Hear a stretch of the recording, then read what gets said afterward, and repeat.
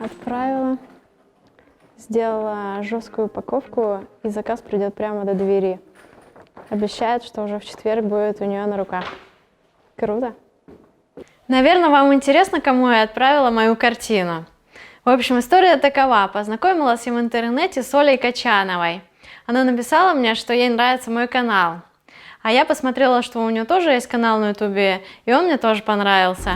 Она снимает о дизайне интерьера, об устройстве жилища, в общем, о том, как живут другие люди по всему миру.